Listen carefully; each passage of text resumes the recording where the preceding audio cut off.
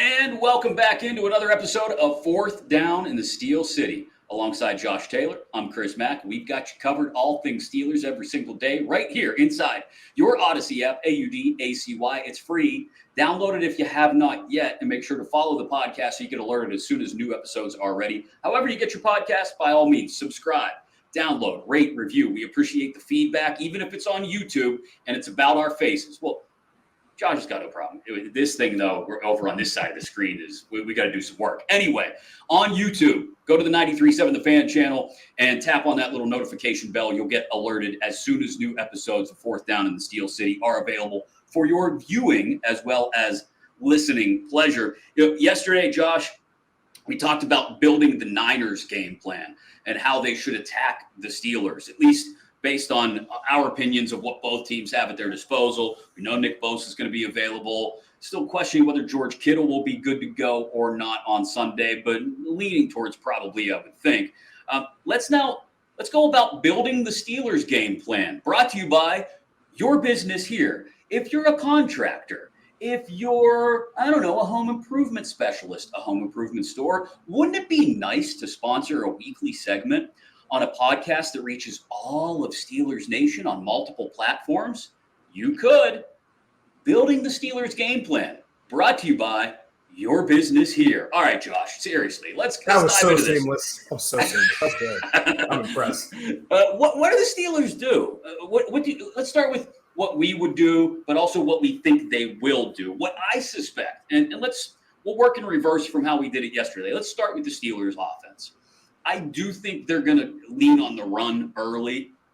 They're going to lean on Najee and Jaylen Warren to sort of slow. It'll be like two heavyweight fighters, a couple jabs here and there just to feel the other guy out, see what the Niners want to do defensively, and see what may be available to them. Kind of get a little, get the oil moving between the parts in the engine on the offensive line, so to speak. I think they're going to play it relatively safe early on. My question is, if they'll continue to play it safe later in the game when they may need to pick up the pace to score points. But I'm inclined to believe that we're going to see something very similar to what we saw, say, in late December, early January last year. They're not going to ask Kenny Pickett to do too much. They're not going to put too much of the game plan on his shoulders. And they're going to lean into the guy that Mike Tomlin's absolutely in love with in Najee Harris. Yeah, they're gonna really try to be, as I won't call it conservative, but I will expect them to do pretty much what they were built to do in the offseason. We've talked about this pretty much ad nauseum, bringing in Isaac Seumalo on that offensive line, and it's no secret. It's no unknown fact that Seumalo is a mauler. He can go in there, he can mix it up, he can pass protect, but he can really run block too. He can really mash some dudes. So that's something that you look at as a needed asset on this run game. Then you look at Darnell Washington, a guy who I will continue to think is an X factor in this game. 6th offensive lineman on the license plate. We've heard that story a billion times. He's a guy who's probably going to be a factor in how this offensive line does his job. And let's be honest, there's going to be 6 offensive linemen as often as they can put them out there. I say all that to say this. The Steelers have tried to become a more physical team and how they've built this roster. I think everybody understands that. Games like this are why. And it's not necessarily to try to out-physical the other team. There's a saying that they said back when I covered the SEC 10 years ago, you don't try to out-Alabama. They're not going to be able to do that with San Francisco. So out-physicaling San Francisco, if that's even a word, that's not the end game. That's not the end game here. However, the objective is to survive. They had to get bigger and stronger and more physical to be able to survive a team like San Francisco, to survive a front like that has been upgraded with a very familiar face in Javon Hargrave. They have to try to survive that front now. They have to try to survive those linebackers and a couple of those DBs. And I've been talking about this a lot on this space. They like to hit people. They're a little crazy. They like to bruise folks, and they are very, very, very into hitting you until you basically quit. Yeah. That's the team that they're facing, and they had to get more physical in order to survive against teams like this. So I agree with you. There's going to be some running in this game. There's going to be some 12 personnel with one tight end and 2 receivers and one, or I should say 2 tight ends, one running back and 2 receivers.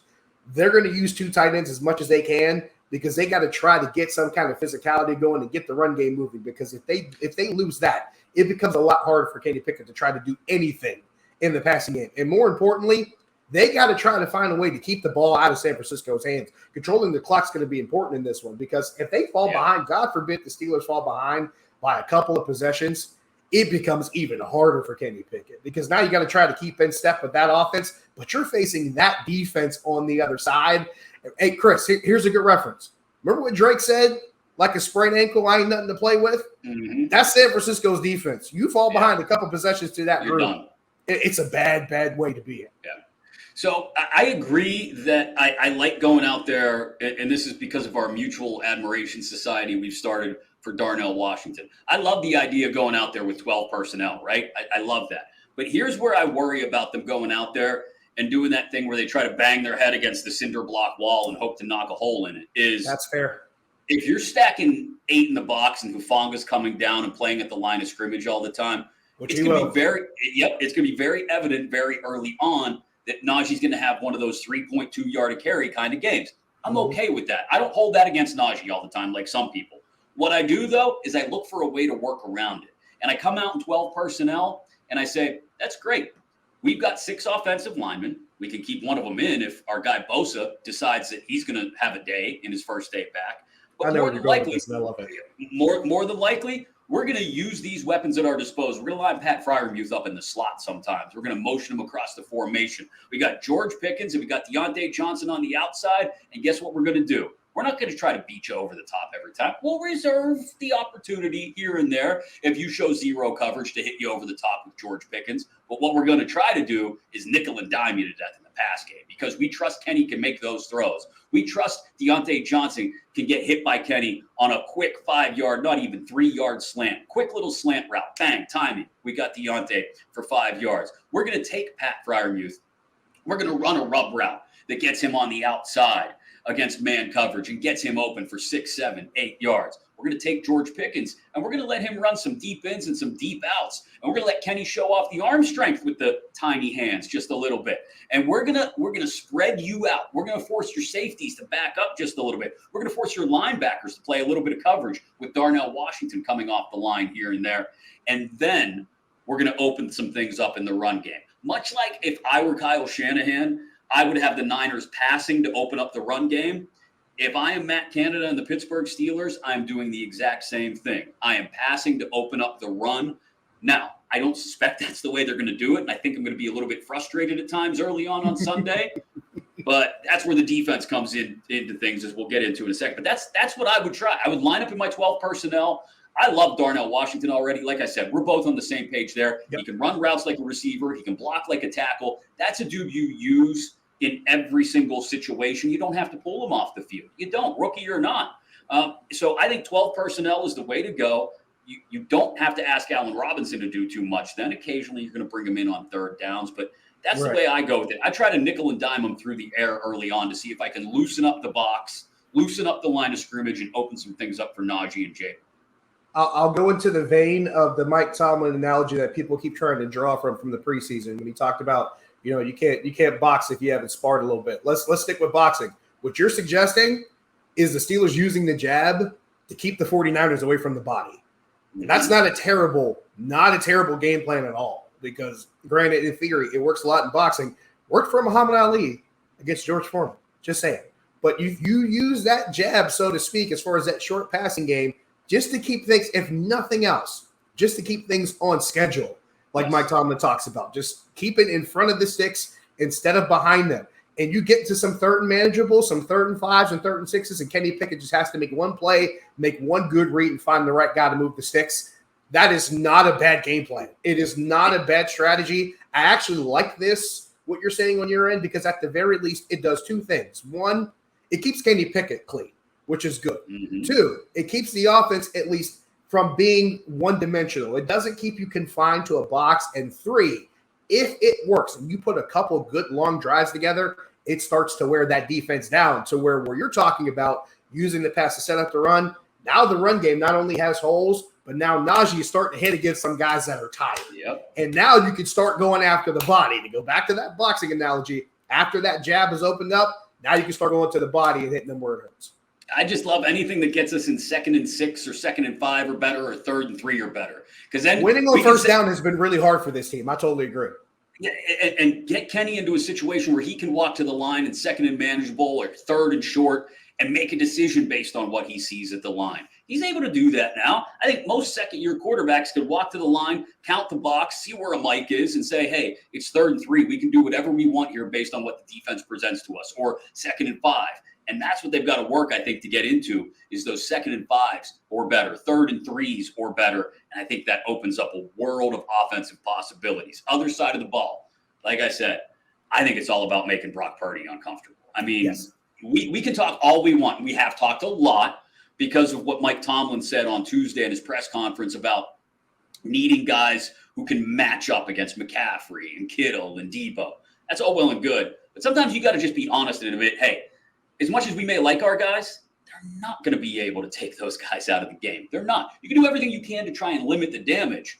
But you know what else helps limit the damage? If the inexperienced quarterback is running for his life.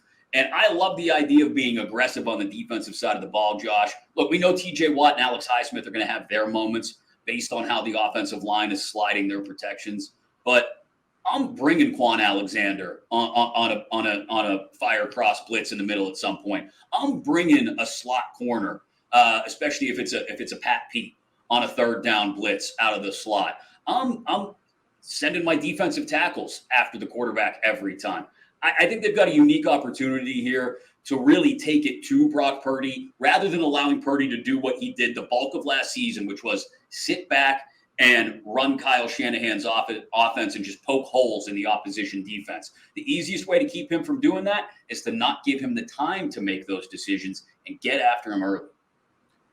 There are 3 things you have to do in the modern game, Chris, if you want to be at least a serviceable to a good, maybe even, God forbid, great defense. A, you got to be able to get after the quarterback because the passing game now has so much more weight and merit to it that it could be something that you could beat you in the short term, just like small doses like you mentioned, or it could be where one play just really just gashes you. So you got to be able to get after the quarterback. Number 2, you got to win one-on-one matchups, whether in the run game or in the pass game. Guys getting off their blocks and getting to the ball carrier, DBs, making sure they don't get beaten or at least not beaten too badly to keep themselves in the play. But then there's the 3rd thing, and this is where I think this matchup may play into the Steelers' hands. At the very least, if you can't get to the quarterback, see if you can confuse him. See if you can give him a good pre-snap look. If you're a good defense pre-snap, you got a shot against any team you play. So if you can give Brock Purdy one look and then have it shift to another look and maybe have him thinking that he has a guy that after this snap he doesn't have after all and he thinks he has the read made before the ball snapped and that ends up being a pick coming the other way and God forbid a pick 6 if Minka Fitzpatrick is the one holding it or maybe even Pat P, that's where you start getting into those big splash plays on defense that can really make the difference in the game. And that's what plays into Terrell Austin's hands because that's what he wants to do. He's already talked about it. Patrick Peterson's talked about it. Minka Fitzpatrick's talked about it. He said, look, we got a group to where we got guys where corners might look like safeties after the snap. And safeties might end up looking like linebackers because of what we might show and then what we might do after the ball is snapped. If that's the case, and I'm with you, make Brock Purdy think a little bit more. If you can't confuse him to force him to make a bad throw, make him wait a beat. Because if he's looking at something that he sees after the snap that he didn't see before, that might be the difference between him getting the ball out and him having Alex Highsmith or TJ Watt or Cam Hayward in his face. If you can't get him to make a mistake, at least make him think for an extra second. I love that. And have those guys get to you. Because if you can't beat them, confuse them. And if you can confuse them, then maybe you can beat them. We hear coaches and players talking about playing fast all the time. Quarterbacks don't necessarily have to play fast, but they do have to think fast. And if you can make him think a little bit longer, that plays into your hands. Great call. I love it. Either way, we're talking about getting in Purdy's face or giving him confusing looks and putting the game on his shoulders, much the same way I would think the Niners defense wants to put the game on Pickett's shoulders. Might just come down to the quarterbacks on Sunday. That's building the Steelers game plan, brought to you by your contracting our home improvement business here on 4th Down in Steel City. When we come back, we get ready for the first full Sunday of NFL football. Fourth down in the Steel City Pick'em. That's also sponsorable. Next, right here on Fourth Down in the Steel City. Welcome back in. We are ready for Sunday 1 p.m. kickoff of the Steelers season and the NFL season as well. Yeah, we had Thursday night.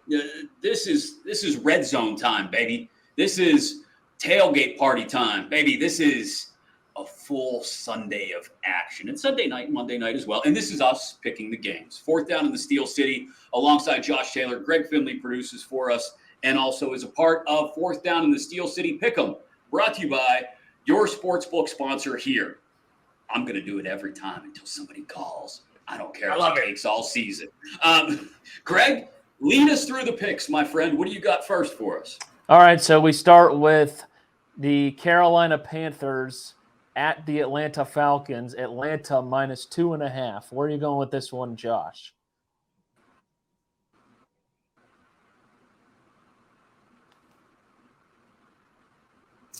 Ooh, the 2.5 makes me feel a lot differently about this game, particularly because A, Atlanta's at home.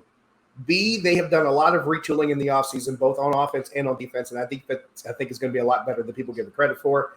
And 3, that 2.5, that turns into a play where this feels good because I don't think this will be a high-scoring game. I don't think Atlanta's offense is built for that, and that's considering everything that they've done. And that's considering Bijan Robinson, and I love what Bijan does. Don't get me wrong. I just don't think that this offense can do it at that kind of clip where they're dropping 30 to 40. But I can see them scoring 20 to 25.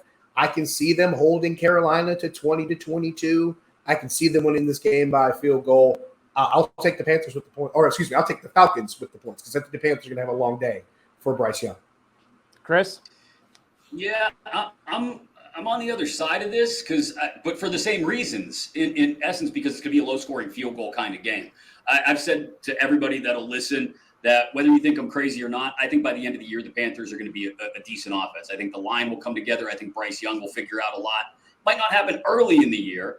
It might only lead to 7-10 record, but I do think the Panthers keep it close. It's going to be right around a field goal game, so I would probably normally wait for this thing to get to 3 points if I were betting it, but it's pick 'em. Give me the Panthers plus the 2.5. All right, so split decision from you two. I'll break the tie, and I'm going with the home team. I'm taking Atlanta. I think it'll be, it's not a bad opponent for Bryce Young to open up his NFL season in, but I just don't buy into the Panthers stock right now, and I think Bijan Robinson has a huge day here in the opener for Atlanta. We move on now to the AFC North. Cincinnati at Cleveland. Bengals only 2.5-point favorites. I'm a little surprised by this line. It could be because Joe Burrow's injury, but he's going to play, and the Bengals are the favorites. Chris, where are you going with this one? This is another one.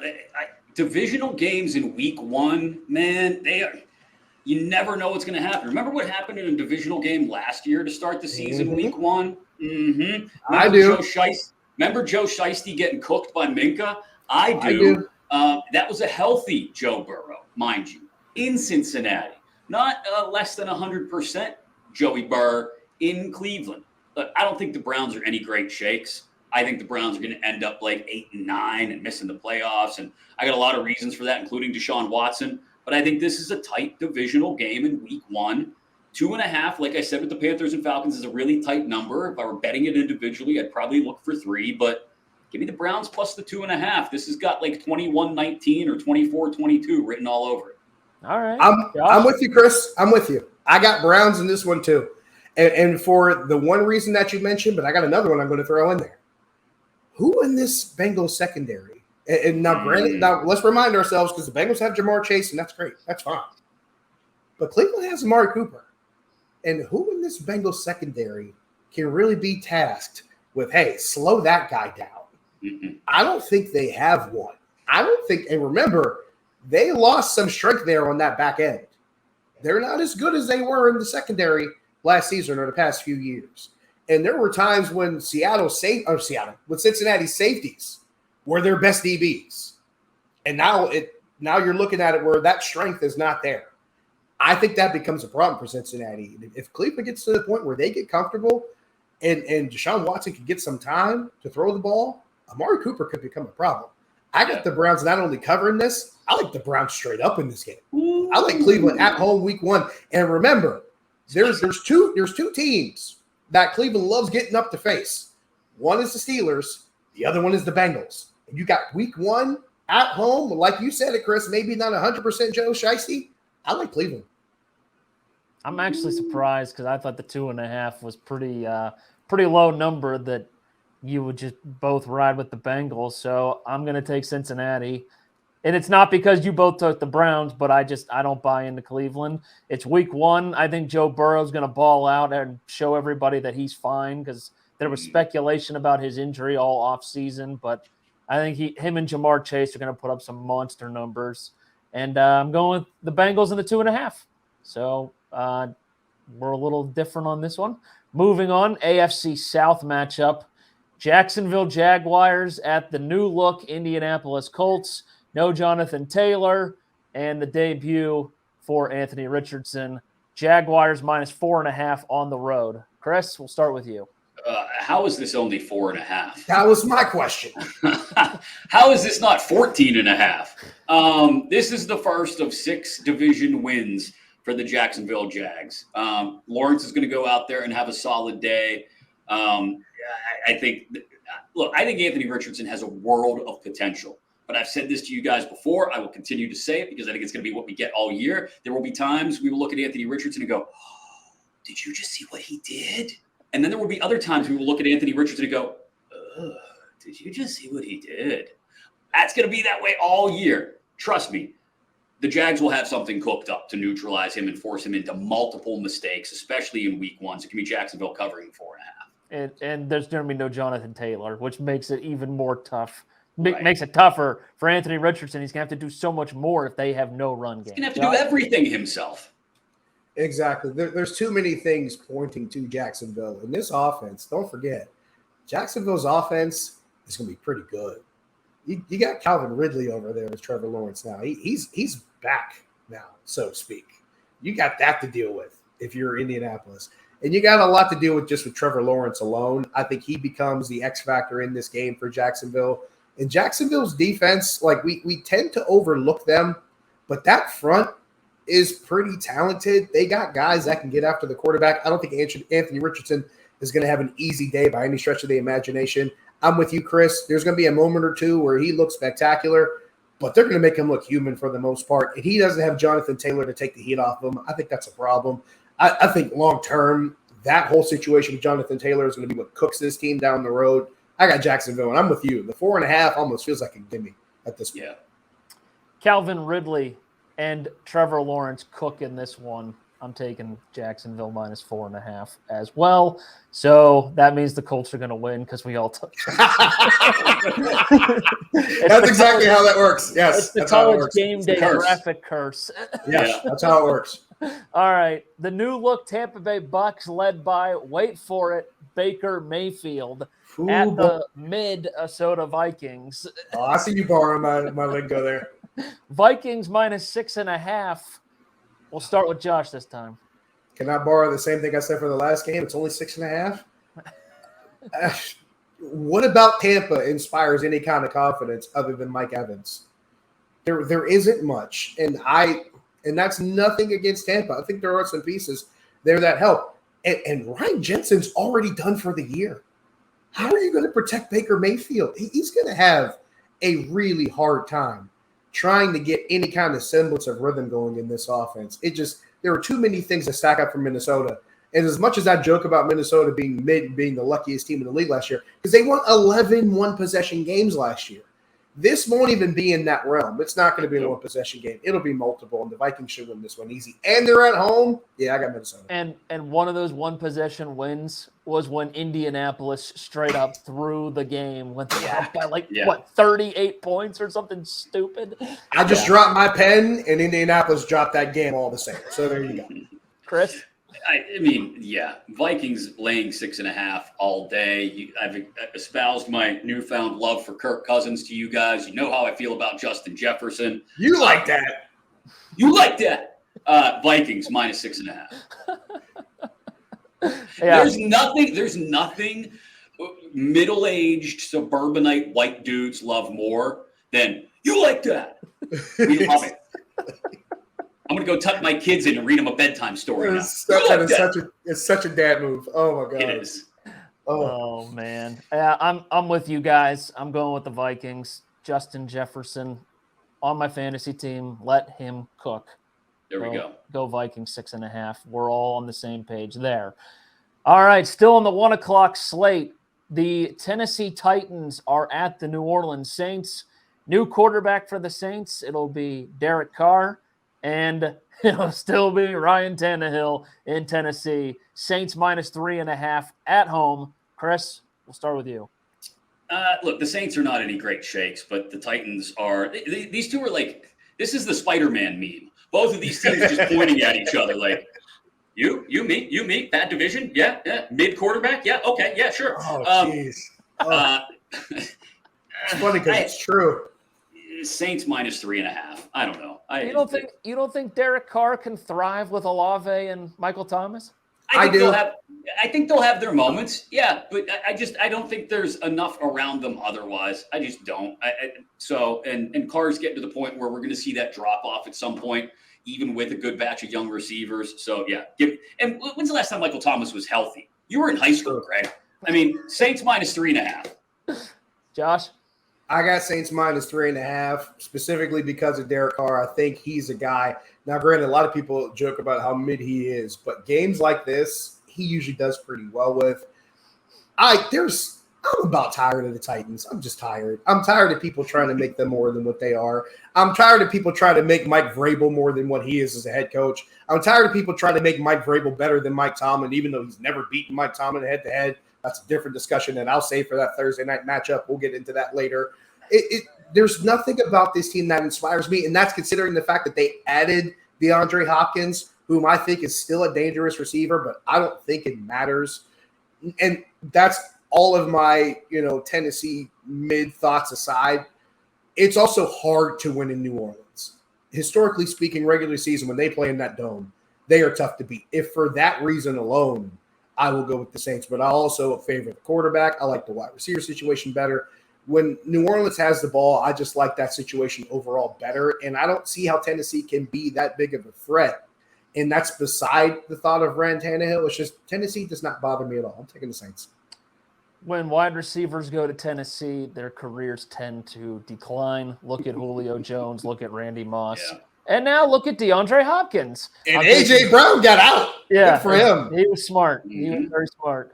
He knew the direction that the Titans were going in, and they continue to just ride the horse and not care about their quarterback.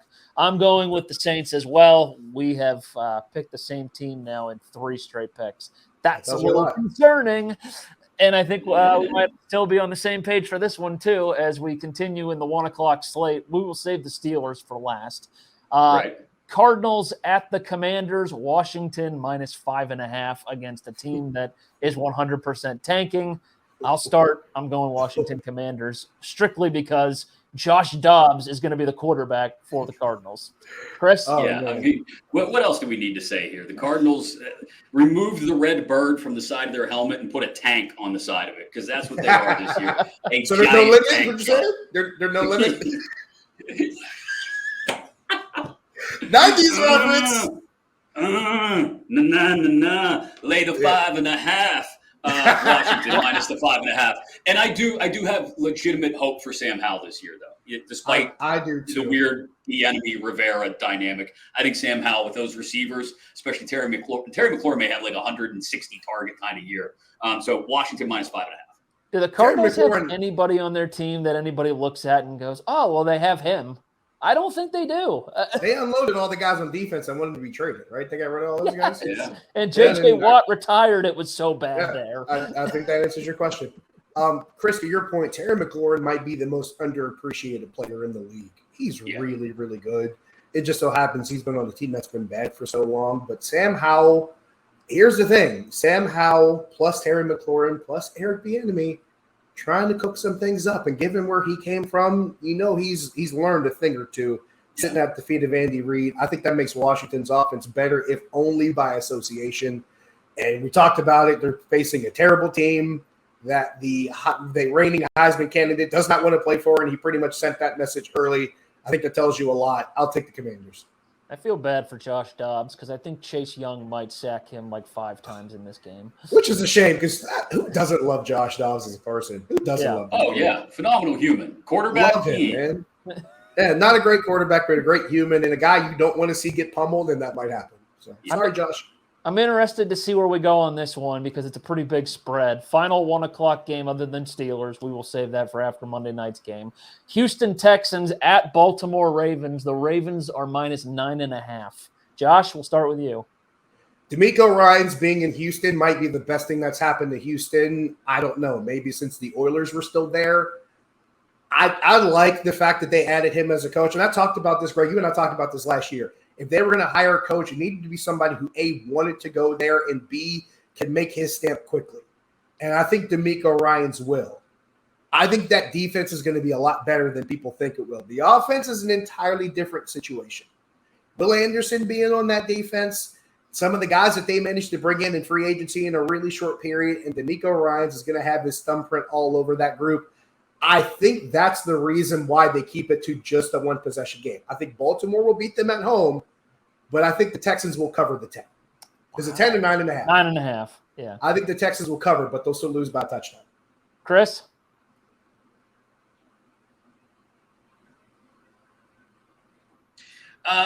Yeah, I do think it's going to be fun to watch what DeMeco Ryans does with the Texans defense. That's going to come later in the year, though. It's going to take time. I think it's going to be interesting to see what happens with Todd Monken and Lamar Jackson in the Ravens offense and actually having receiving weapons at his disposal. But I think that's going to take a while to simmer as well. I think you're going to see just more of what we saw last year from both of these two teams. I think there's going to be some carryover from what we saw last year from both of them. And so to that extent, I think C.J. Stroud is going to struggle mightily early on. I think 9.5 is probably just about dead on. Baltimore by 10 to 13. So give me the Ravens minus 9.5. I'm right there with you. Baltimore's defense will feast off of C.J. Stroud in his rookie debut. I'm taking Baltimore in the points as well. Moving on to the 4 o'clock slate. Green Bay Packers now with Jordan Love at quarterback at the Chicago Bears. Bears minus 1.5. No more Aaron Rodgers to torture the Bears. I like Chicago at home in this one. How about you, Chris? Oh, man. 1.5. This is basically a pick 'em. Yep, basically. I'm not sold on Jordan. I'm not sold on Jordan Love yet. I'm just not. I like Justin Fields a lot, but I'm not sold on what they have around Fields in Chicago. That being said, when it comes down to everything, strip everything else away, and if I'm going to play quarterback against quarterback, give me the Bears minus the Bears minus 1.5. Josh? I'm going against you guys again because if there's anything Green Bay can do, regardless of when they had Aaron Rodgers last year or having Jordan Love this year, even if Jordan Love isn't lighting the world on fire at quarterback, Green Bay can still run the ball. They still got Aaron Jones. They still got A.J. Dillon. I think that could be a problem. I don't know if the Bears can stop them. I could see Green Bay grinding this thing out on the road. At Lambeau, different story. I think this game looks different as far as Green Bay is concerned. But they can go to Soldier Field and grind it out against Chicago because Chicago's still not built yet to really be able to play that kind of game. I like the Packers on the road in this one. All right. The Las Vegas Raiders at the new-look Denver Broncos with Sean Payton at the helm. Denver minus 3.5 at home.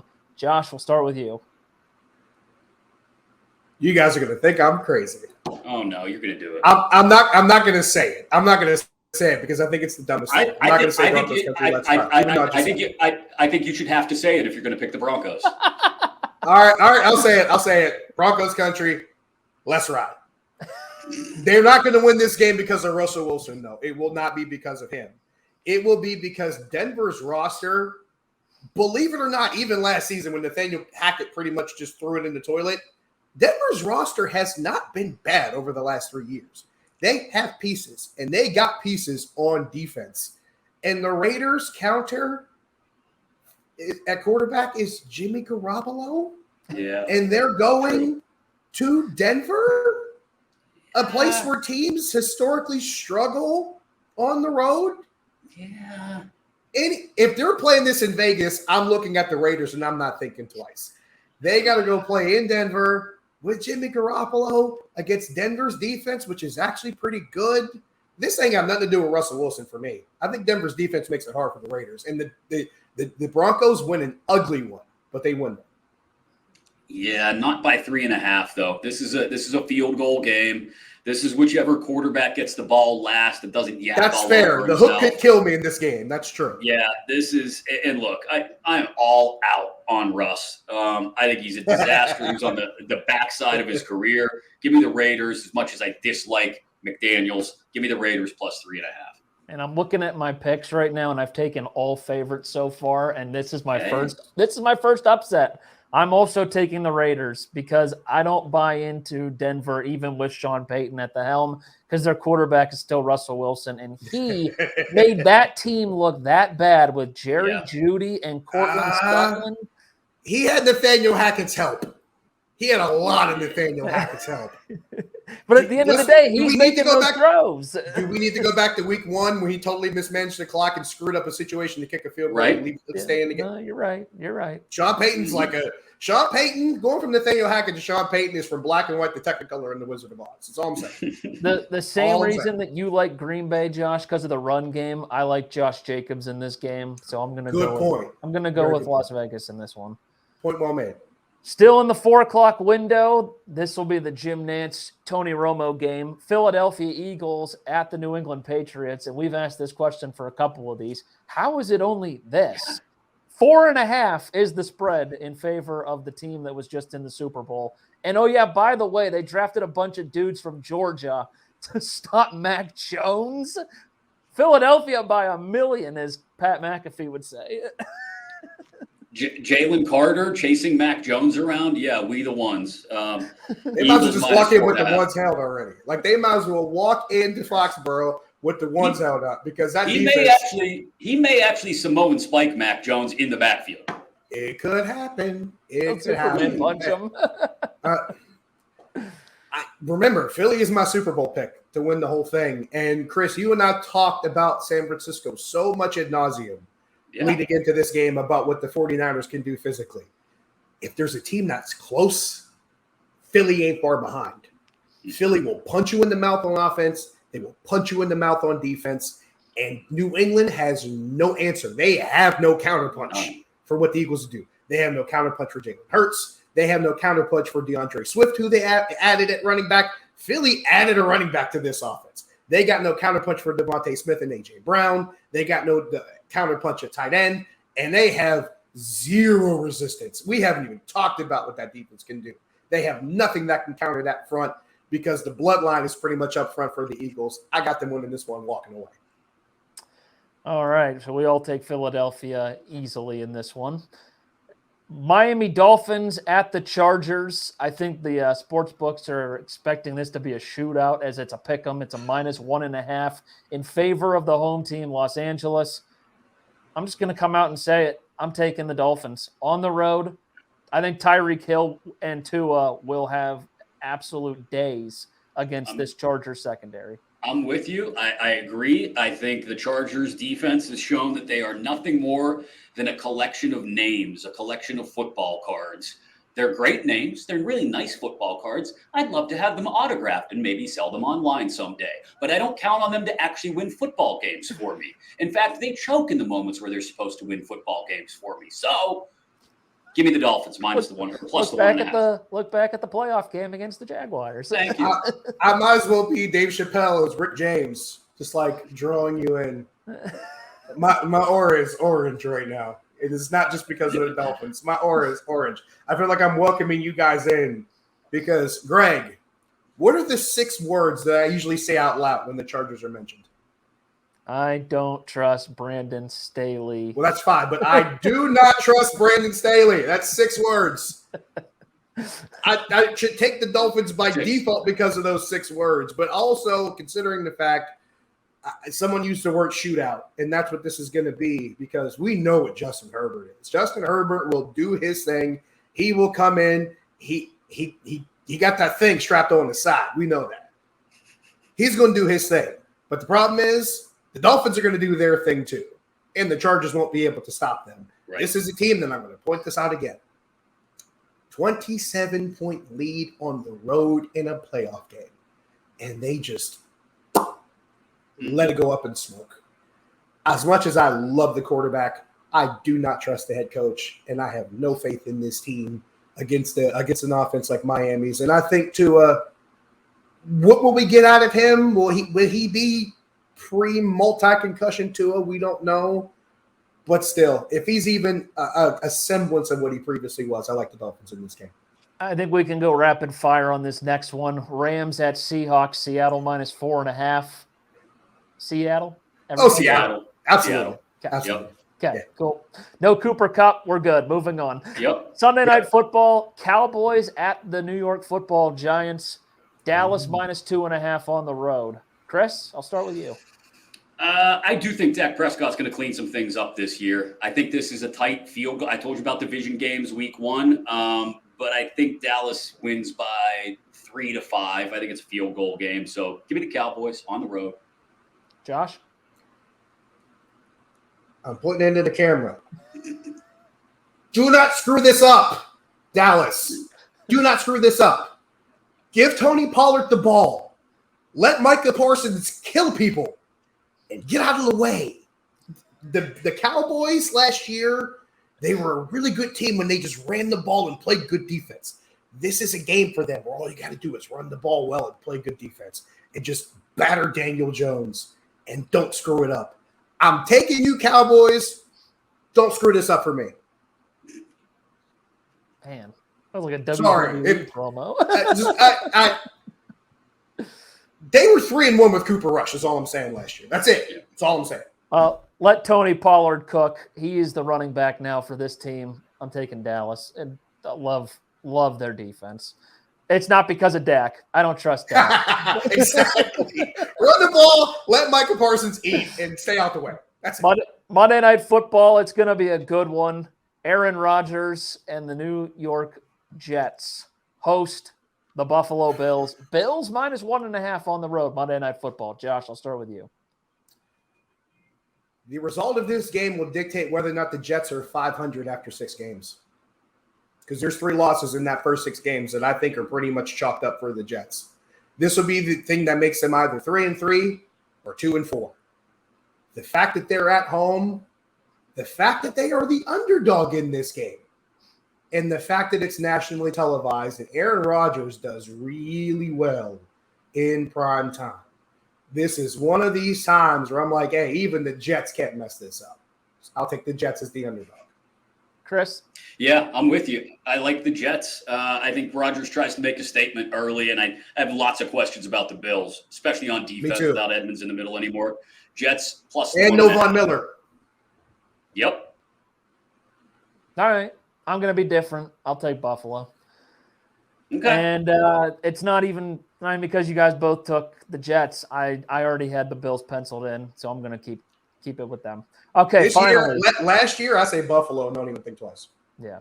Finally, Steelers, 49ers on Sunday at 1 o'clock.